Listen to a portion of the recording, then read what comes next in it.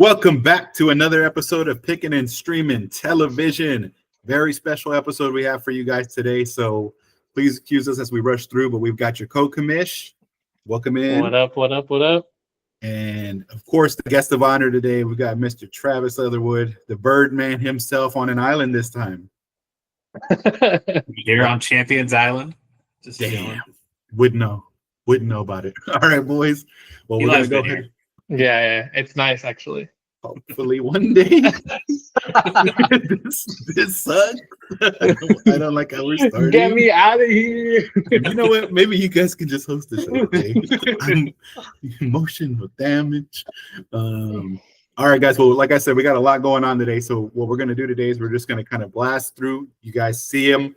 The end-all, be-all of power rankings. We got the Birds of War AP poll posted by Trav himself in the chat. But again, just to compare it against what your commissions have here, really no difference at all. Very similar opinions here. And then as far as the matchups and pick'ems go, just quickly going through, we've got the Commish Bowl actually this week, which always a treat. On this one, I'm just gonna let you guys know we both would prefer the other person to win for the curse. Reverse curse. Yeah, the reverse curse. But I think where we ended up was just that the injuries on my side are a little tough right now. So I think Kokamish said here floor, and then Kokamish, what about the next matchup? Yeah, with Jay Molly, just how about them Cowboys? You know, like I think the Jets defense isn't as good as it used to be. So I mean, I think that'll be a good deciding factor with the matchup between Jay Molly and Little Chud.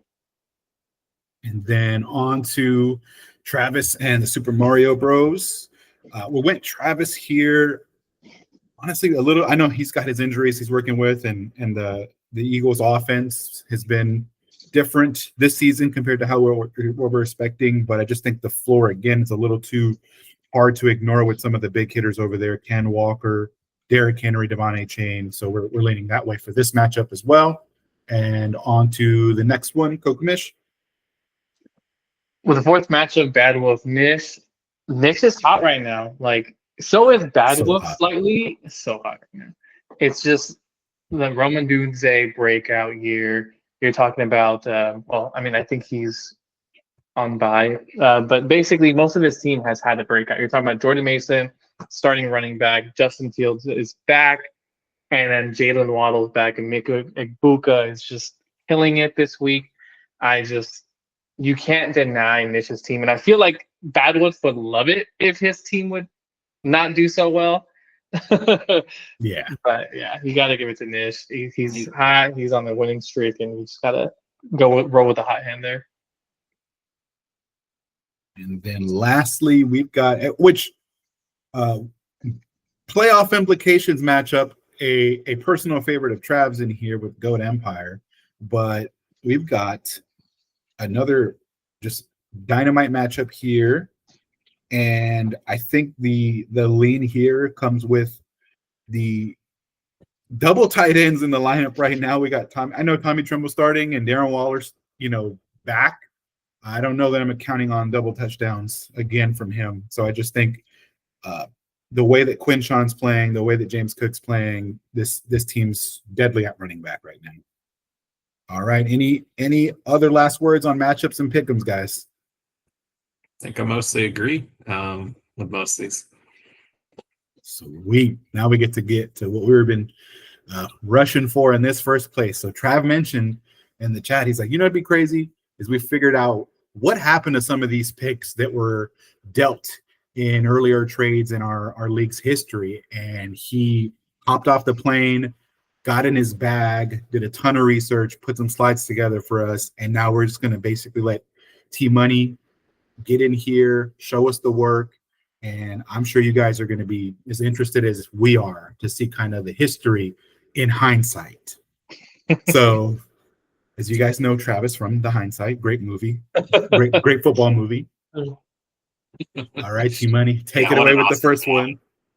Another Championship Island thing. So I definitely didn't catch every single trade. I only focused on 2022, 2023, first 2 years, and didn't get too deep into 23 pre-draft, but we'll be going through these. You'll kind of see. And I tried to catch just the big ones for the most part. There's a few random small ones just for fun. Anyway, we started with this monster trade. This kind of like kicked off the league. Y'all, I'm sure y'all remember the. Well, obviously, Kamish, you were involved. But this was kind of a monster, like ground shaking. I feel like it kind of set some tone where, like, obviously, a lot was given up for Jonathan Taylor, and he had a rough year right after that. He's back now. I'm guessing that, like, in retrospect, maybe Goat's not hating this trade. But, now that we're a few years removed, but let's go ahead and check out what these picks became. So that second the Goat got became Tre'Tavion Sanders. That was traded to Little Chubb. And then the extra picks here became Jordan Addison and Caleb Williams. So Addison's definitely, I'll throw it to y'all for some thoughts. Tony, this is your trade. You got some of these draft picks and stuff. How you feeling? I still like this trade. I think it ages a little better for GOAT, like you said, because the way Taylor's been playing recently. I think I got a ton of, and I know DK was a part of another trade, right? So like these trades all have different levels to them, but DK was part of how I got Kyron. So, comparing Kyron's career since this trade and Jonathan Taylor's, and knowing I got the extra on top, I still think it was a super fun deal. I still like how it ages for me. I know everybody always says this one was a highway robbery, but in retrospect, maybe it doesn't look as bad, and I would do it again. So if anybody wants to send the same question is, would GOAT do it again? That'd be interesting. That is. I'd love to see what he says in the chat. Hopefully he does. Maybe we can work something out. I got the league has shied away from the double first round pick trade since. It's happened a few times, but it's usually like only one of your own in the future. We got a couple more in here that come up, but man, I'd be curious when we get done looking at these trades, like how we feel about involving picks in general, because like the league's sentiment feels like it's boomeranged from like fuck them picks to back to like, oh, I don't want to put any picks in any deal. Yeah. Mm-hmm. So I'd be curious like to see how this all unfolds, but what a time that was. This is a small trade. Just Kenneth Gainwell eventually dropped. I think Elijah Mitchell might be on the free agency list too, but Marvin Mims and Josh Downs became these picks here. Not too notable, but kind of interesting because those seem like almost throw-in picks, right? Yeah, just what can happen with some throw-ins. Mm-hmm. Rachaad White became Luke Musgrave. And Rachaad White had a really good year too, a couple of years actually. So like, and Luke Musgrave's kind of not necessarily value, but you never know. No, I think a good point that like non-firsts can be pretty random, especially thirds. But like, I mean, could that third have been something more even? But there are again a dice roll. Yeah, cool kid got a QB. Kirk Cousins gave you a few good years, didn't he? Like he did. He really did. Yeah. Would you play Kirk over CJ right now? Jalen Wright had some hype last year before the season, kind of died out after the season. I think Ollie Gordon's kind of taken that, but not a bad flyer of a pick. And, for your third string QB for GOAT, got a running back flyer. Another big one here, which is Devontae Adams for a first and a second. That first became Zach Charbonnet. A lot of these picks, by the way, got traded later. We bounced around some picks after the fact. So, like, Lil Chubb did select Zach Charbonnet, actually, but then traded him for AJ Dillon later on. And then I traded him, got him from Nish for Tajay Spears, who's picked one pick after him, and Zamir White. So he got bounced around. And then Xavier Legette, still not like, for a rebuilding team, they got a running back prospect. And Legette, I actually am still a little bit of a believer of him if he stays healthy and that offense gets it together. But, Adams, send your trade to Travis.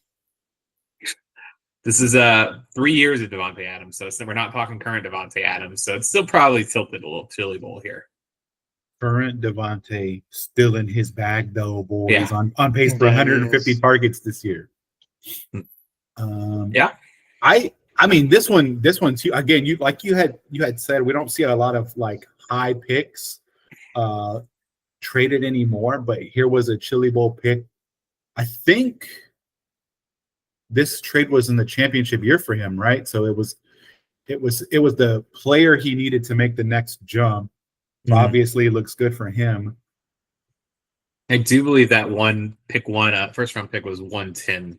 Yeah, it was. Yeah, that sounds about right. Yeah, man. I mean, I think when I look at this deal, I get the process of getting off of Devontae if you didn't believe him, but this kind of even makes me be like, I don't know, I don't like, even would I still do it for Zach Charbonnet? Like even if I knew today I would get Zach Charbonnet, I don't know. I'm slowly being convinced to stop trading, which I think like I don't know. We'll see what the exercise entails, right? But like, I look at this. Is this an overvaluing picks? Is what you're saying? Like, yeah. I would say overvaluing the pick here, because especially with somebody like Chubb, and Chubb's maybe turning over a new leaf, right? But Chubb was always trying to be in the race, and this is a big player to lose. And I don't even remember if he had his own picks at this point, because there was a stretch there he was trading all his own firsts away. So I think that came later, and I think I have it in here. I think at the time of this trade, actually no, maybe not, because I combined. These were mostly in chronological order, but I did combine a kind of a 3-part, like these 3 trades all connected, and so the first one might have been before this, if I remember, where he traded his own pick. Okay. Let's look at the next one. So this is that one. So 3 trades here. I thought they all kind of were related because Nice. It led to like the end result of me getting Nick Chubb and Cool Kid getting that 2023 first. So first off, Chubb went out and bought Deebo Samuel from me. I took his first. I took Romeo Doubs.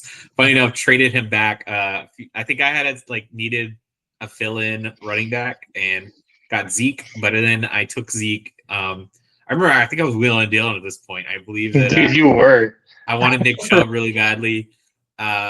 Coach Mitch needed a running back replacement still, like somebody that could still spot start. So made that happen. So we'll see these picks in a minute here. Any thoughts on these little before we see the picks, what they became? It's funny, the thing that comes to my mind, and Coach Mitch, you could always jump in. Don't feel bad about cutting me off, because I'm an instant reactor, but I feel like I was in the race for that Nick Chubb trade too, and I just got beat out. You were, right? You were. There was a bidding war going on. Yeah, there was for Chubb. I remember that now. I was like, oh, that hurts, because I think that was one to push you over the top too, Trav. Let's see. Let me look at it. Let me digest this bad boy again, because there's a lot of moving pieces here.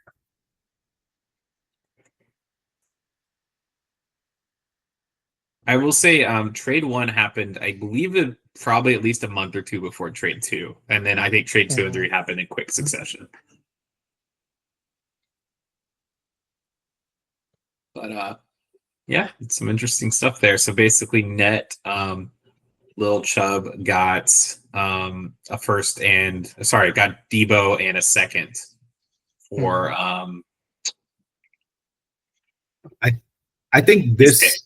I think this one is kind of showing to me again, like we're reinforcing how well, no, the opposite. This one actually feels like we're just throwing picks around, right? Because like I know Deebo, Zeke, Chubb, they were different players back then, right? So if I try to like contextualize how good those guys were at that time, it'd be like in trade 1, we have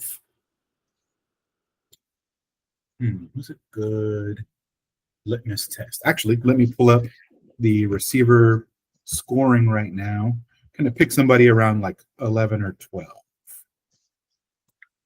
Funny enough, Deebo's here again. Maybe a DK Metcalf or a Yeah, or even a George Pickens, right? But let's say DK for a first and a flyer receiver. Call him Jalen Royals, or because I don't think Dobbs had really hit the scene yet at that point. It was just a guy in a receiver room who could be him. It's worth noting. I actually pulled this up. Debo in 2021, we were not a league at that point, but had we been a league with our scoring, he would have been our number 2 receiver for 2021. So he was coming in, and this is pretty early in the season. I think he got hurt, and had a couple good games. Not except like a couple like strong, but not like pretty consistent. He was averaging like 10 points a game, besides one like 20-point game. So like he was potentially looking like a top 5. Like you could have valued him like a top 5 receiver at the time. Would you guys do this same deal? And I got a receiver who I'm like, actually, this is probably a good one, right? Like it's Nico Collins. Sub Debo and Nico Collins out. The first is still a mid first, and then a fill-in flyer player at receiver, right? Like somebody. Knowing, I mean, I got the hindsight of what this pick became. I would like the pick, but it's worth noting the Saturday trade was also early in the season. We didn't know the pick would be as high as it was. Yeah, that's true. That's fair. Man, because I'd have a hard time letting go of Nico for the same. Yeah, I would too. Package. So maybe it does age better, because my initial reaction was like, oh man, like how could you give a first for that? And now I'm like, it's gonna take more than a first for that. Now that I contextualize, it's funny how the years change it. So I mean, the next slide, we got the net of everything. Sorry if you have a thought first. This one, oh good. So this is the net of all those trades, essentially, like what each person got there. I got Nick Chubb. Lil Chubb got Debo Samuel and Jalen Hyatt. And then that Lil Chubb pick became Jahmyr Gibbs. And then the second you got became CJ Stroud. So Jahmyr Gibbs, to me, I like one to one. I don't think I would pick Jahmyr Gibbs for Nico Collins. But you don't know the pick's going to become that, do you? Yeah. I think when we were talking, we had an idea already that Chubb wasn't doing too hot. So by the time that I traded the pick later, Chubb was towards like when he first traded the pick to me, it was early. We didn't really know how to shake out. And then later on in the trade, it was going to be a good pick. Like it was pretty clear at that point. That's a haul, Kokamish. So wait, if I go back, man, that was a haul for Chubb. I don't know. That's kind of on that Jonathan Taylor level haul. I mean, because Zeke was still all right at that point. That's an interesting one. Chubb was a top 5 running back at the time too. Yeah, I mean, he was giving you what you would have wanted from Jonathan Taylor. I think he was pretty key down the stretch for me. I didn't end up winning this year, but I don't remember where it came in, but I was really close. I remember I was like in it and had a really good year from him the rest of the year. Like he down the stretch was, he gave me a good season, then I traded him. Man, that's an interesting. I think I'm gonna have to keep looking, but in my mind, what I'm trying to figure out here is, again, like, how do I want to perceive these picks as assets? Because I don't know. Now I'm all up on the fence now. I'm scared. I'm scared to get into trade, boys. It's like, do you want to keep the players or the future value of someone, right? Because you know what it is. We everyone gets. I don't have the right word, but like deer in the headlights when it's a top 5 player at the position, right? When you feel like you're going to have that player who can put up crooked numbers and give you a positional advantage, you start to pay crazy things like the JT, what I paid for CMC, what we just saw for Chubb. Like when you get somebody who you think could have that level of difference, maybe logic goes out of the window and it's like, well, I got to pay a premium to get the guy. This one's a little interesting too, because I think that first trade there, that second, it was a Bad Wolf second round, it became Cam Scadabo, who is like looking really good right now. That's looking like, and Noah Fant was number 18 tight end on that year and hasn't really done a whole lot since.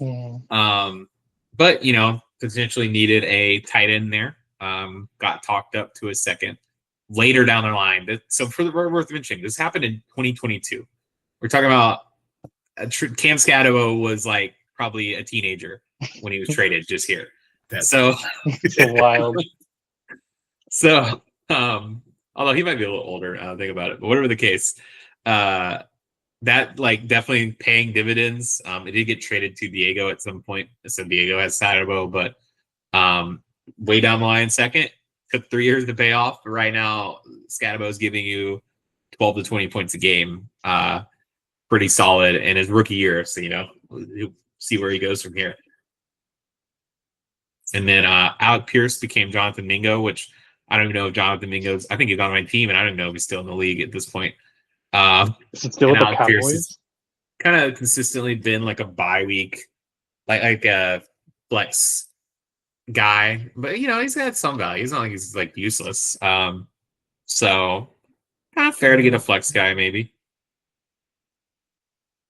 I think that one is like, I got two separate ones. The thought on the second one, since you just finished talking about that one, is like, maybe you don't want to make all these picks because you in a vacuum you traded away Alec Pierce so you could have liquidity on your roster, and then you had turned around and picked the guy who is arguably worse than what you traded away because you thought you were going to be able to do something with that pick. So it's an interesting one, and I'm like, I don't know, maybe you don't want to make all your picks. Maybe you're like Diego and you don't want to make every pick because this is kind of what it looks like. Maybe you want to stay more liquid. And then on the first one, I mean, nothing to be said about how this shook out. Obviously, it looks like a landslide now, but something to be said about how trading away those faraway picks still has a ripple, because now I'm going to be like, I gave Justin Fields away. I think what I had done was like what was it? It was like any second, any year for Justin Fields, I had put that message out, and Nish sent me like the furthest away second he could send, and it's going to pay this year. So I'm like, I wonder what it'll be. Like, will it have been worth it? So now I'm like, I don't know. I guess the years move a little faster than you think. I know 2028 seems far away right now, but it goes by. Like it'll be here before you know it. Yeah. Doing a quick look to see if I can find how this deal got to Diego. I don't think it's in here. Just for the fun of it. But I could probably move it on to the next slide, and I'll swing back to that in a second here. All right. So this is another big trade. So this is Bad Wolf was trying to load up and make a championship run. Austin Eckler at this point was a PPR machine. Worth mentioning that like he was that dude for a minute there in PPR. He's now on the IR. Life comes at you fast. Sorry, now on the waiver list. Yeah, agency list is what I meant. But I mean, he had some monster games down the stretch. Playoff time was 20 points, 14 points, 22 points, 30 points. Like, that's the sort of player that you get to win a championship there. What was the outcome this year? Was it who won this first season? I actually should have had the inaugural year was Chili Bowl. That was the DeMar Hamlin year. Chili Bowl auto drafting and auto drafting split. Yeah. Okay. Obviously didn't pay off quite in the end, but like you see the vision there. Like, that's where you kind of got to make a trade like that to if that can put you over the top in the end potentially. So yeah, I think I'm looking again. Okay, so I think I barely beat him and Bad Wolf in the first round of the playoffs, and then it's hard to see the playoff results when you're looking back through Sleeper. Anyway, sorry, getting to those picks. that became Bryce Young, Michael Mayer, Lad McConkey, Adonai Mitchell. Honestly, not a lot of Lad McConkey is the only guy in there that I'm like, it would really have hurt to have Move a lost. needle. Yeah. But to be honest here, Little Yeah. Chuck kind of fucked, not that he fucked around on purpose, but it was just like, this is his first year drafting. This was his first year drafting. He didn't realize how overvalued someone like Bryce Young would have been, because I think he used that 2023 first Bad Wolf pick for Bryce Young, if I remember correctly. He and did. It was just like madness there. Go ahead. No, I'm asking for clarifying while Co-Commish is going through. Trav, you have these listed in the order of what that pick became. So the 2023 first, Bryce, second, Mayer. Okay. Those matchup. Yeah, Continue. and then Myers was a good pick. I mean, he was supposed to be the running back for the Raiders. Wasn't bad. But again, Lad McConkey and then Adonai Mitchell, I mean, we all thought was going to be really good. So hindsight, he only did get Lad McConkey. If he would have potentially used the 2023 first round pick on anyone else, I think we'd be talking differently about this trade.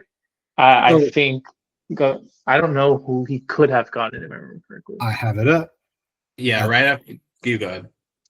Zay Flowers, Zach Charbonnet, Tyjae Spears, Dalton Kincaid, Rashee Rice. Some of the names that were after that Bryce Young. Yeah.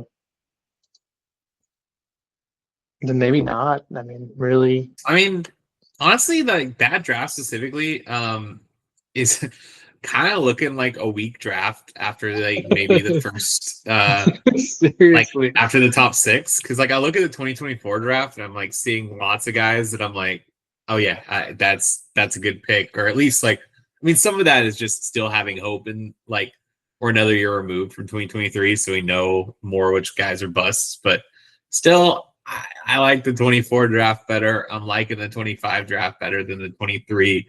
I don't think that's an us problem. I think that was a draft class problem personally. And you know, like the number one guy of that whole, well, 1A, 1B guy, 1A maybe B John from that class. Gibbs is on here too, but is Puka, and he didn't even get drafted. So true. It's like you want that liquidity, you just don't know what you're gonna get. Really, like you could have. I mean, last year you're talking about we had so many studs that Agneka, Egbuka, Matthew Golden ended up in like the early second round, and then you still have Scatterboo in late second round there. You just never know what you're gonna get. Yeah, because I mean, we all have a couple of players at this like Eckler level, right?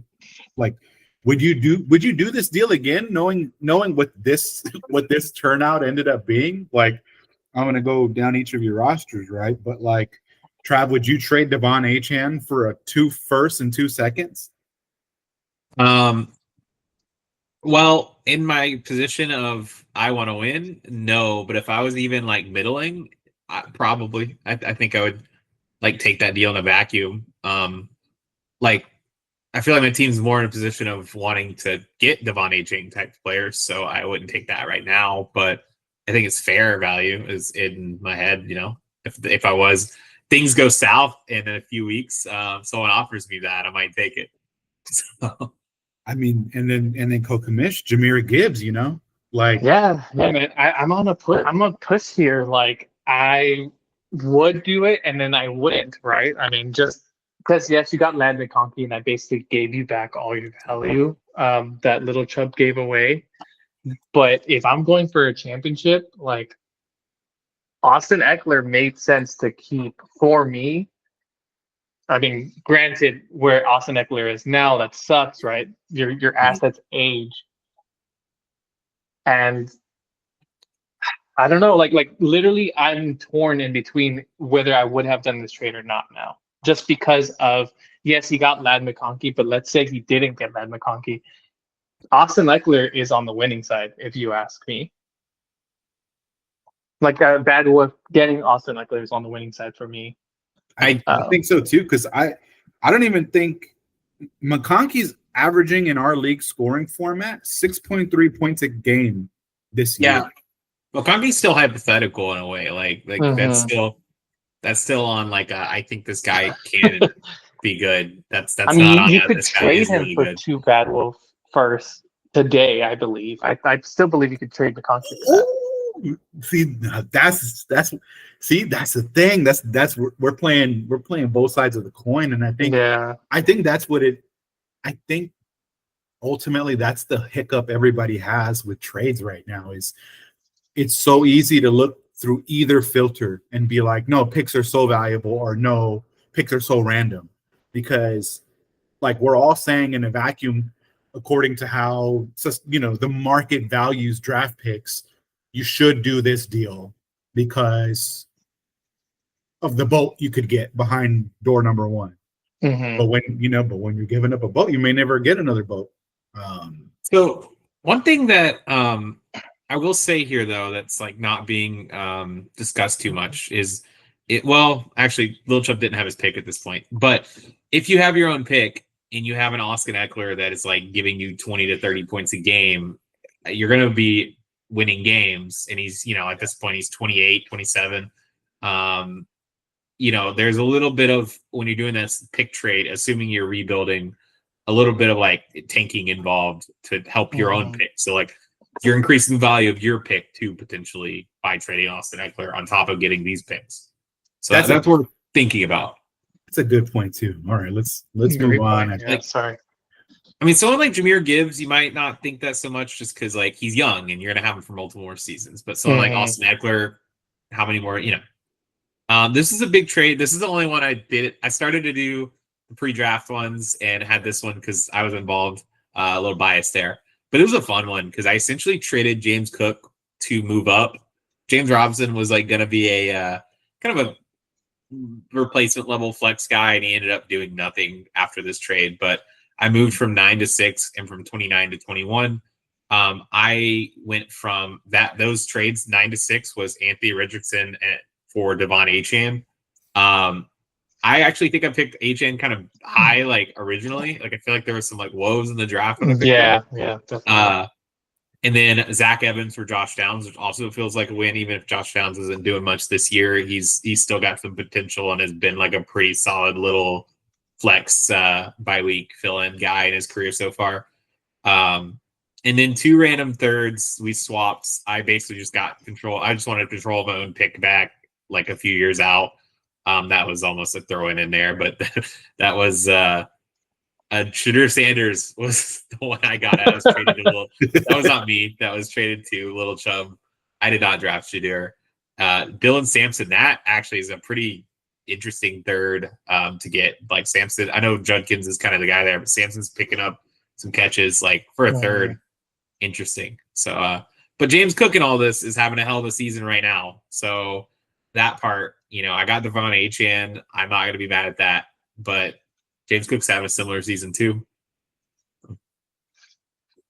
And the Anthony Richardson of it shouldn't be ignored either because like the potential, I know it's flamed out, but the potential is there. So like I was pretty high going into the draft on Richardson because like the positional advantage had he worked out on the running could have been huge, like he could have been in that top 3, top 2. I mean, right now it's like Josh Allen and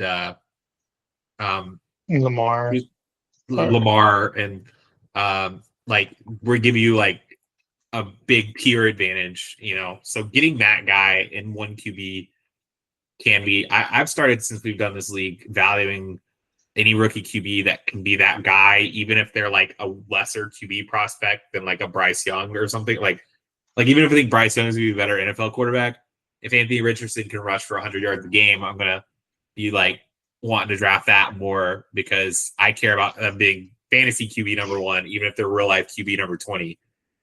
So that's not like something to be written off. I don't think that Anthony Richardson's a bad pick per se, even if he has flamed out a bit.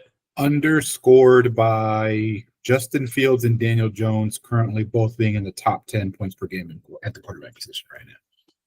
Yeah. I mean, what Justin Fields was the year before our league, but he probably would have been a first rounder in our rookie draft, I imagine, right?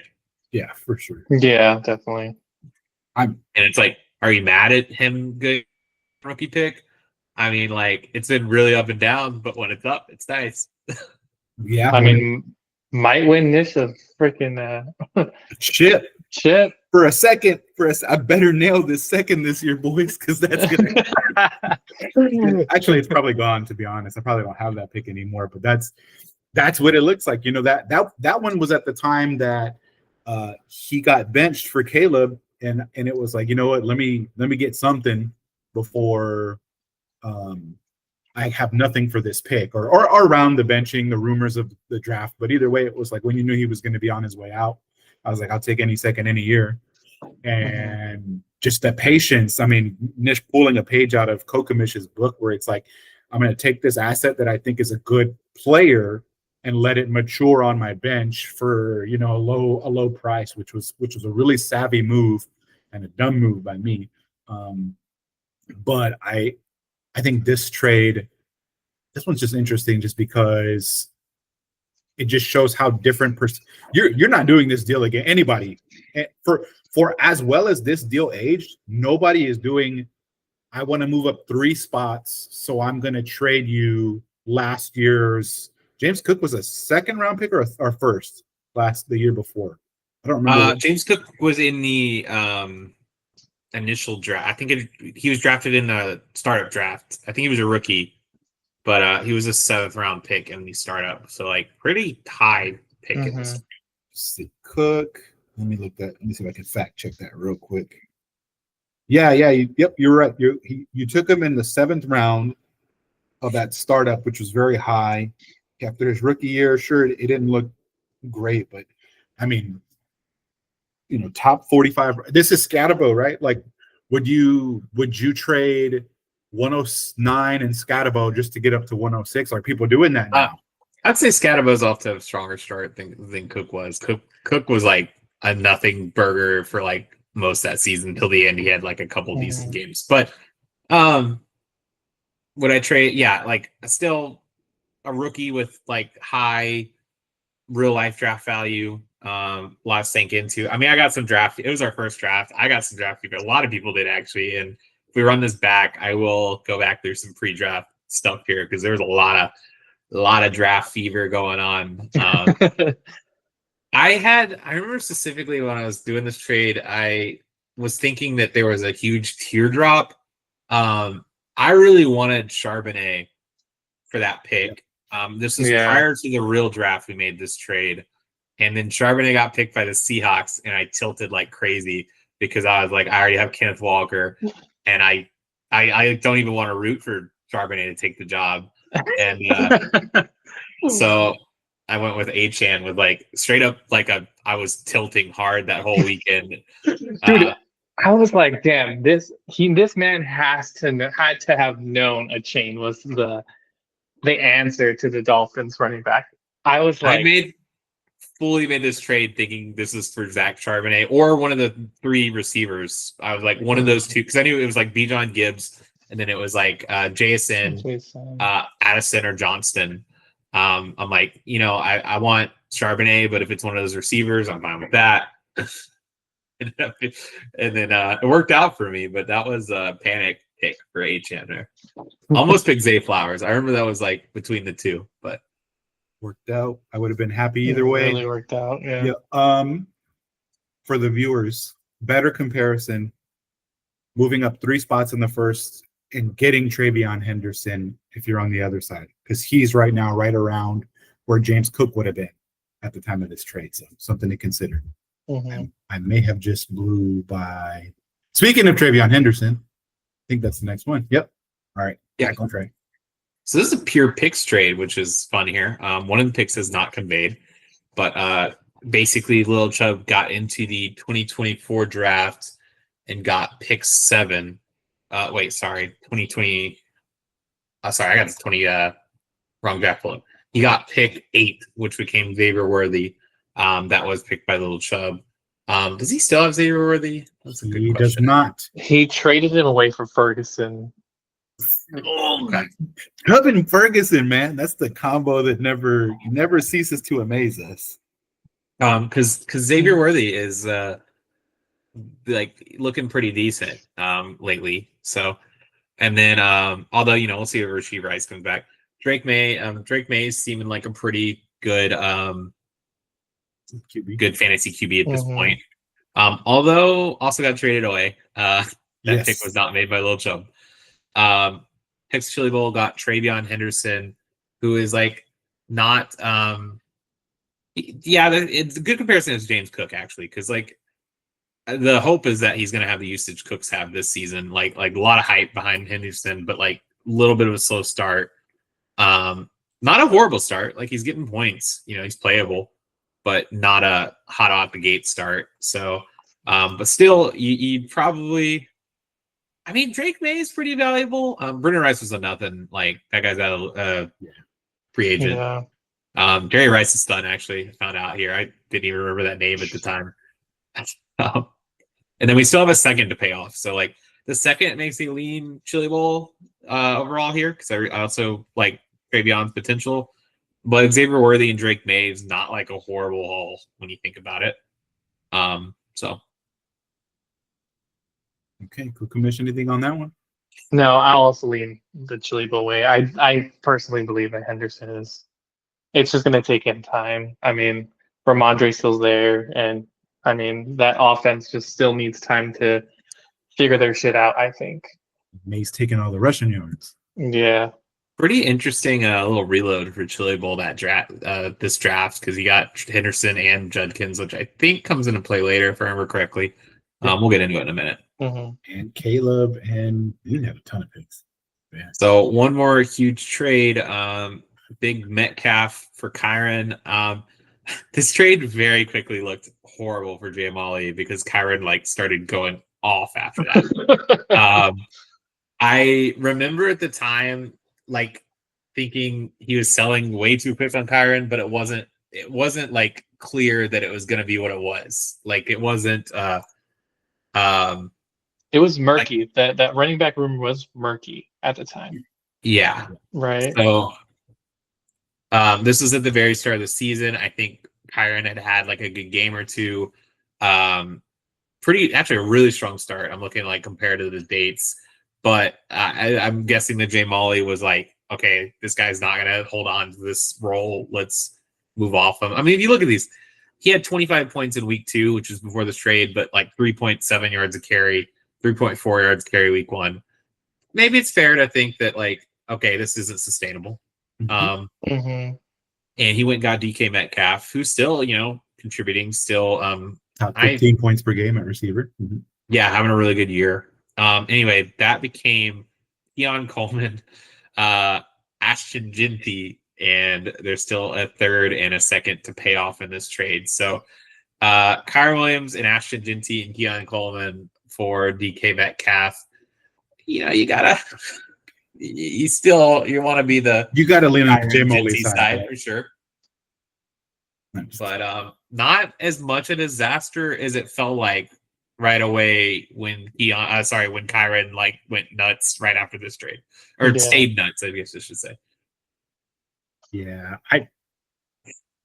I think this one's probably just another good example too of like you got to let these players play a few years to really gauge them, because right now it looks bad with Ginty on the promise of Ginty, but if he doesn't turn it around because the Raiders suck for another 2 years, maybe this really doesn't look bad at all. Obviously, I have faith. I'm gonna keep Ginty and diamond hand it, but he's getting. I think I want to say the Raiders have like the lowest yards before contact number in the league. Like he's just getting demolished out there. So be curious to revisit this one again. Had a huge week. So, but yeah, there's still some things to happen here with these 2026 picks too. So.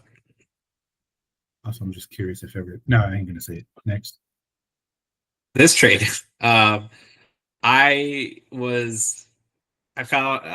felt like I needed an extra little piece. Christian Kirk was having a good year.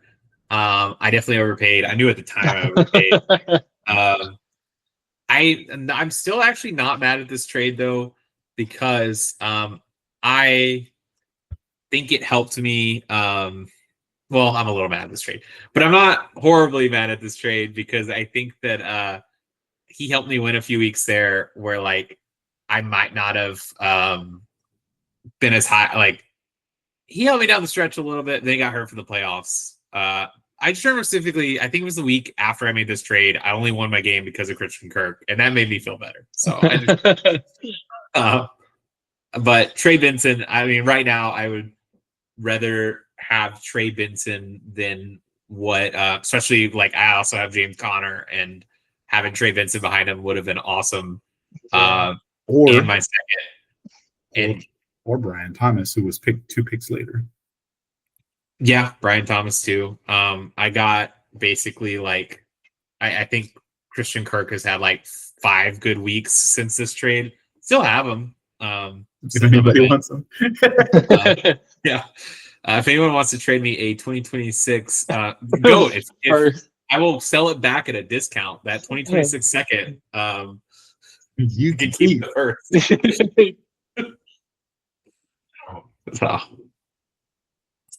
This one was fun too. So this is just straight up 1-to-1 2025 first for Joe Mixon. That 2025 first became Quinshon Judkins. So this was just straight up Judkins for Mixon. Worth mentioning, 2 years later, Judkins. So like we got 2 years of Mixon production in this trade. I just remember thinking this one aged like milk right away. And then there was a second life when all of a sudden Mixon was on the Texans for a brief window.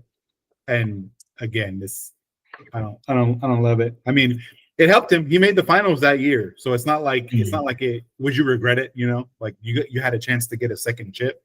But I just remember being like, I remember sending auto drafting trades because this one came through, and I was like, oh, if that's what we're paying, let's go. Good. So like Joe Mixon mid-season last year went off. Like I'm looking at his stats for last year from week 6 to week 13.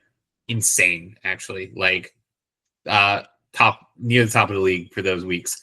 Could he have traded him for a first back around then? You know, like then that trade doesn't look so bad. But no, I can didn't assure you Mixon he could rush not for like have 4 touchdowns at some point in like 2023 or something. There was, I want to say it might have been because honestly, I will say Mixon wasn't bad at the time. Like I think that's fair value because he traded him for the 2025 first. That's the equivalent of I think what James Cook was traded for, and James Cook had some bright spots. So I think honestly, I think this was fair value at the time. I could be wrong. Last year, even. That run that Travis was referencing, week 11 against the Cowboys, a triple tutty game. But I don't think Diego could have got it first because I know he was in the DMs trying to sell Joe Mixon to anybody, and no one was biting because we were all like, nah, this is going to be the week the shoe drops. That's fair. Yeah, he did try to sell me Mixon too. Fun fact about that 4 touchdown game. I just verified this because there's a score of this. That is the highest scoring fantasy game any single player has gotten since in our league. It was 53 points that week for Joe Mixon. And that was before this trade. Yeah. Number 1, Josh Allen as a number 2 last year. So it was a Jamar Chase game. Randomly an Amari Cooper game. This is a fun little list. If you ever are in the app, go to league history. There's like all-time standings. There's highest individual games, all-time weekly scores. Find out Bad Wolf has like all 3 of the top 3 highest weekly scores. So fun little stats in there. But that Joe Mixon had that one magical game that one time. I'm now on a mission to see what the last time I got an official Joe Mixon offer from Diego was. I promise my fans, I will find this. We're pretty. Yeah. So here's a. Perfect. I'm gonna ignore this. So Tony went out and bought Tyreek Hill. To be fair, that was the big Tyreek Hill season, right? Like that was the number 1 overall. Yeah. Like he was going number 1 in redrafts and like the next season. Where can't find Tyreek Hill on the I'm like trying to find Hey. his You should there. see who he bought. He bought Malik Neighbors and Luther Burden. Malik Neighbors, he's also on IR. He's Okay, also out the same year. Does kind of feel like Malik Neighbors could. I mean, yeah, he's out the rest of the year. Does kind of feel like Malik Neighbors could be the Tyreek Hill of the future. Had an okay year last year. Was having not kind of a rough year last year, but not horrible. You know, he was startable. Although he might have been in that you can tell us, was he in that you felt bad starting him every week last year, but you could not start him because he's Tyreek Hill? Yeah, exactly that. And it was a construct of that offense too, right? Like there was a shift to hyper utilization of the cover two, especially against Miami. So Tua's average depth of target was like criminally low compared to the year when Tyreek was high.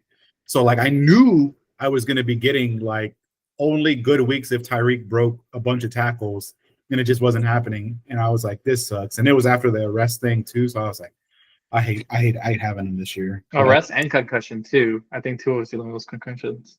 Yeah, that too. It was a bad year. It felt bad. Luther Burden hasn't done much yet, but he's 21, first few games. Not gonna write him off yet.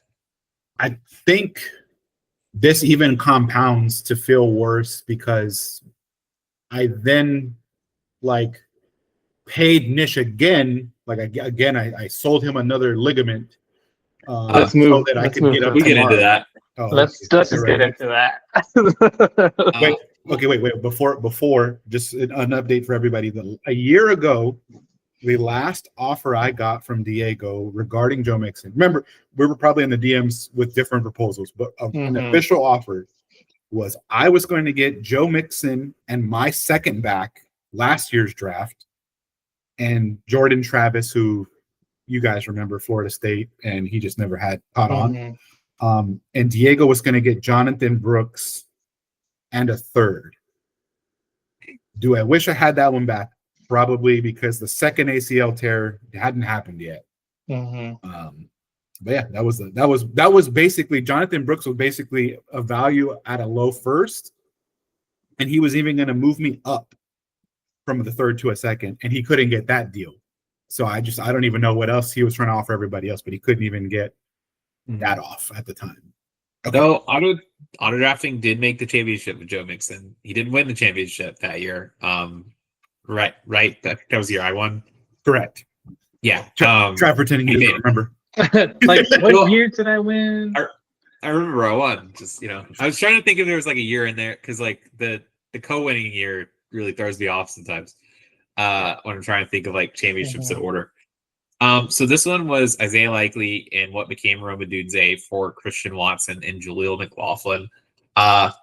Watson had I actually don't know how he's doing this season. He hasn't played. He's still busted. He's still coming back from the ACL.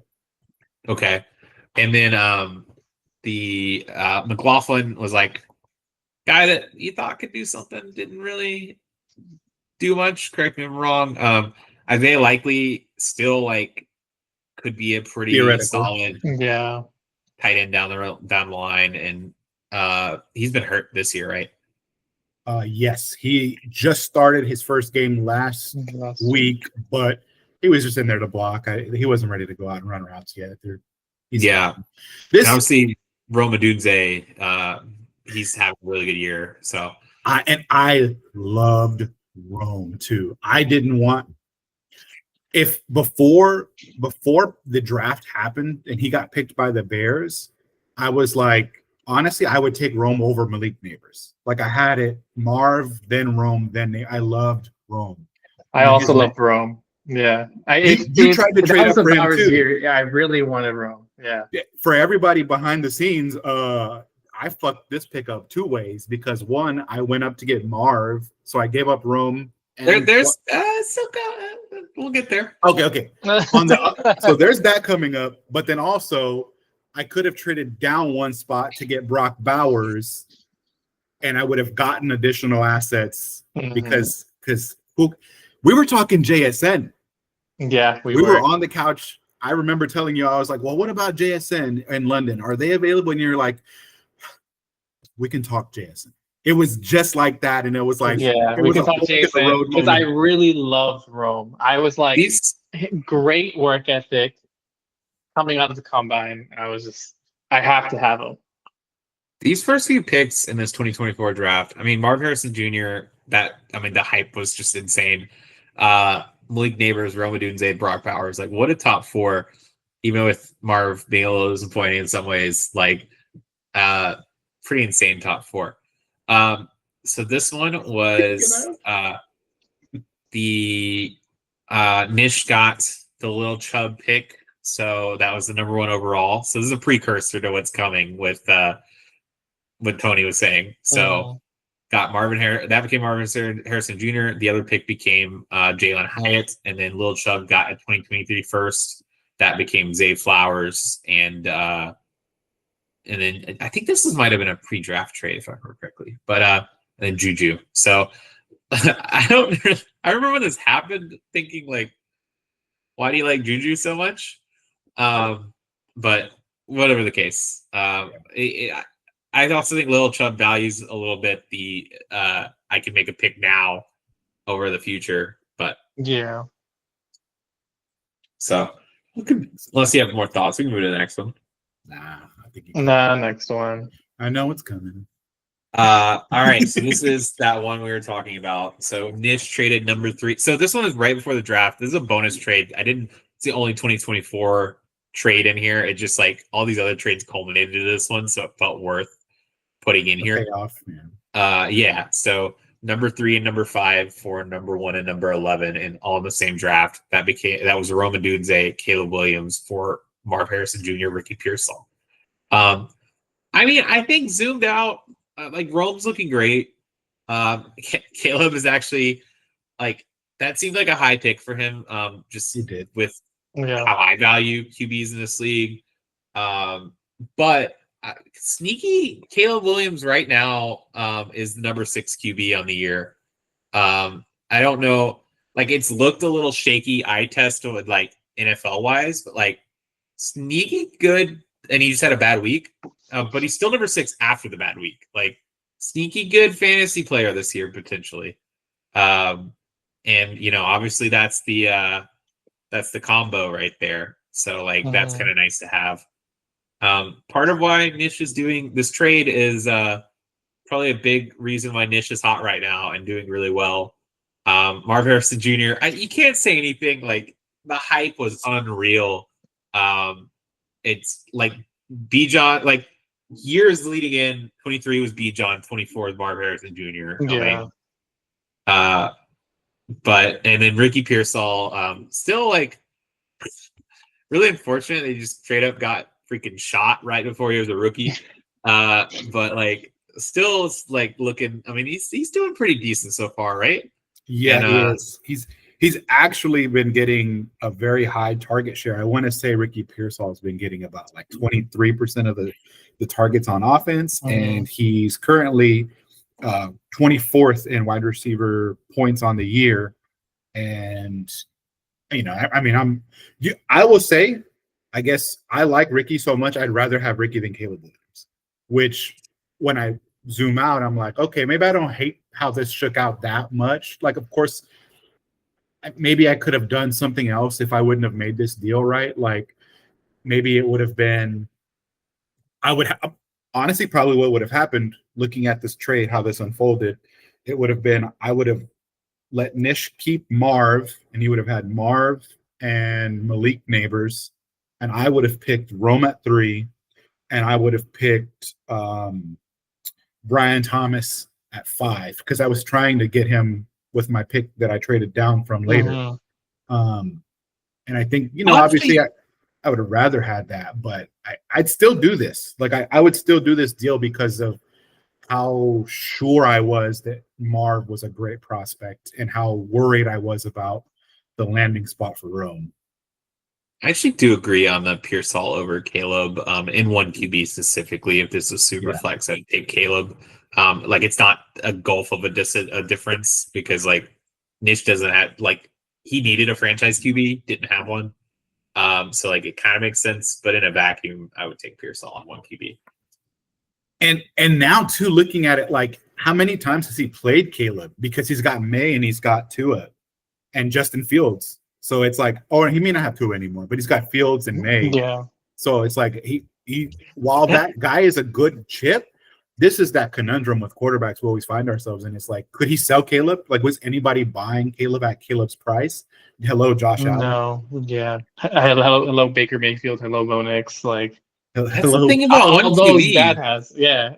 Like, I mean, just for some insight, I tried to trade, or I like offered around Jalen Hurts before last season, thinking that he was gonna be have a drop off, and he sort of did, but like I was still like very happy with him last year, this past season, and no one is biting, just like one QB's in one QB, it's like hard to. I think Bad Wolf was even hinted that Josh Allen could be available, and like Josh Allen is almost a cheat code, but like there's still value there, but it's just like the cost to even get that positional advantage versus like the actual positional advantage it can be tough. Like I weigh that every single week. I've been weighing that because I mean, it's out there, right? Like I am the perfect person to go trade for Josh Allen.